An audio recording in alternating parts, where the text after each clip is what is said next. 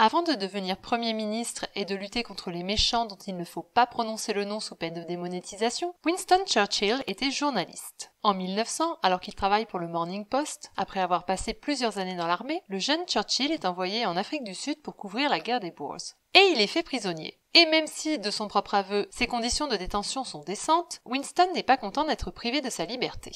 Il organise donc son évasion, mais avant de quitter sa cellule, en gentleman qu'il est, Churchill laisse une lettre à l'intention de Louis de Sousa, secrétaire de guerre. Dans cette missive, il indique « J'ai l'honneur de vous informer que, considérant que votre gouvernement n'a nullement le droit de me retenir en tant que prisonnier de guerre, j'ai décidé de m'évader de cette prison. Regrettant de ne pouvoir vous faire des adieux plus formels ou plus personnels, j'ai l'honneur, cher monsieur, de rester votre serviteur. » Malgré un avis de recherche et une récompense promise à quiconque ramènera le fugitif, mort ou vif, Winston Churchill ne sera jamais repris.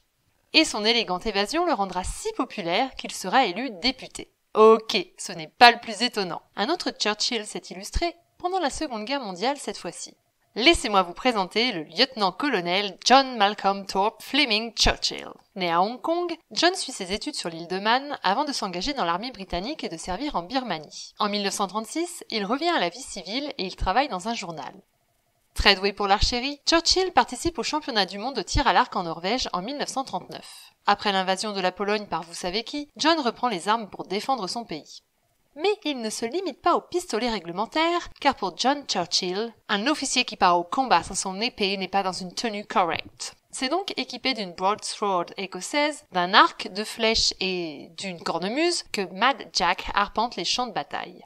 Et c'est avec cet arsenal assez inhabituel pour le XXe siècle que John abat un sergent-chef allemand en mai 1940, faisant de ce soldat ennemi la seule victime du conflit, tué par une flèche.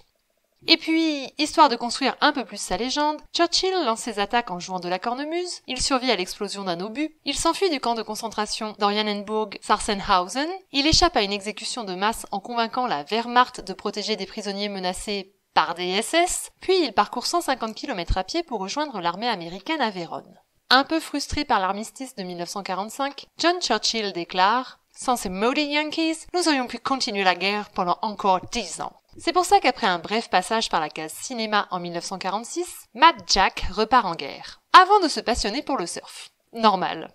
Moralité, entre les lettres de fuite et les armes antiques, les Churchill faisaient la guerre avec style.